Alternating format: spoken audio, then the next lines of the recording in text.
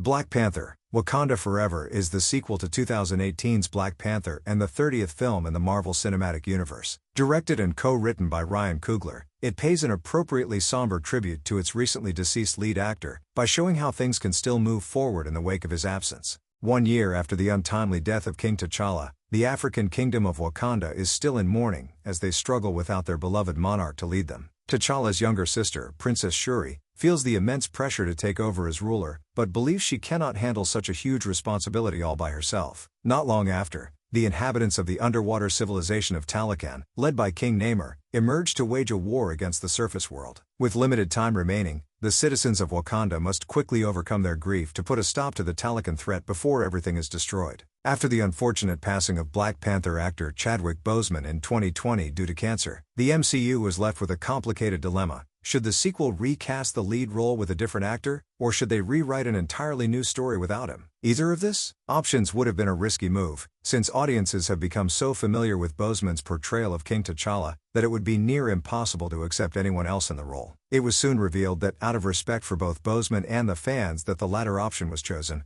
with the character's in-world demise intended to mirror the actor's real-life death. Now with the release of Black Panther, Wakanda Forever, we see how all of this has managed to play out, in a follow-up that makes good use of its supporting cast, while also remaining respectful to the foundations that have already been laid down. Anybody who saw the 2018 film will remember it has already been established that Wakanda is a place full of interesting characters that have helped this kingdom thrive for so long in seclusion. Because of this, it is believable that its citizens can continue to function without a king due to their personal code of discipline. However, due to their overwhelming admiration for King T'Challa, the Wakandans still feel a sense of emptiness with him no longer being around to lead them, and as a result, they are living directionless lives. This is all conveyed to us primarily through the characters that knew T'Challa best, and the audience gains a solid understanding of the grief they are each experiencing.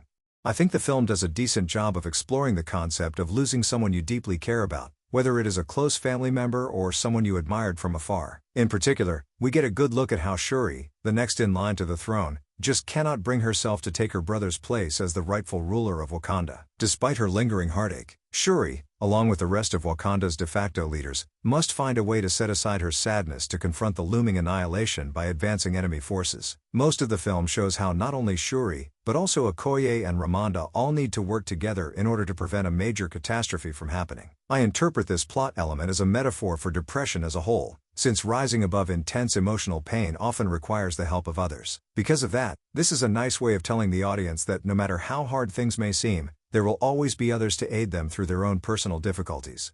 Due to the prevalent themes of loss and despair, this is the most melancholic film in the entire MCU library, even more so than the beginning of Avengers Endgame. Naturally, this is a striking departure from the MCU we are all familiar with, which is usually lighthearted and fun for practically everybody. As a result, there are very few moments of comic relief to brighten the mood, and even then it does little to help alleviate the severity of a specific scene. If you are expecting the usual humorous situations that MCU fans have grown accustomed to after all these years, or the characters constantly cracking jokes at a convenient time, you are going to be sorely disappointed. This film never wavers on its downbeat tone, with frequent reminders that the original hero is dead and not coming back. Of course, this is entirely understandable considering it would be disrespectful to not take into account Chadwick Boseman's monumental contribution to the series, and the film plays along like something crucial is missing without him. Bearing that in mind, the film is still enjoyable in other ways. It does contain a number of good action scenes with some creative fight choreography, and a deeper exploration of Wakandan lore to keep the audience invested. These are easily the most entertaining aspects of the film, as they remind us that Wakanda is more than simply the location where the Black Panther character originated. Just don't expect to be smiling too much during these highlights.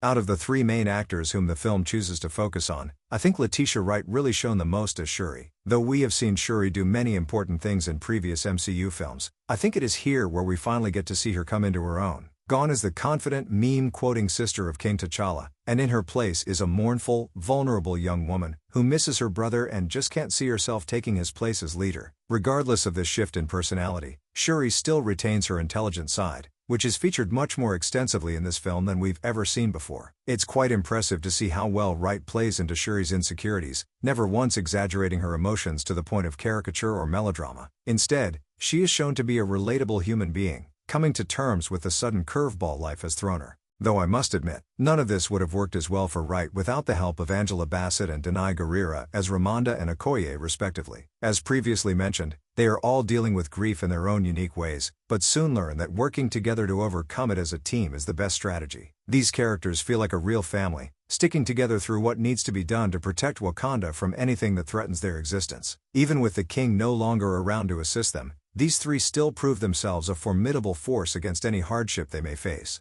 Given the unexpected turn of events surrounding the death of its main star, this film works surprisingly well with its remaining cast members and a more interesting look at Wakanda's place in the MCU. It's hard to say for certain how things may have turned out had Chadwick Boseman lived to reprise his role here, but if I had to guess, I would assume we'd have gotten a more optimistic sequel without that feeling of loss hovering over every scene. Personally, I think they made the right decision not to recast, and with all of that said, I am nonetheless convinced that Boseman would be pleased to see his legacy honored in the best way possible under these circumstances. I know I would be.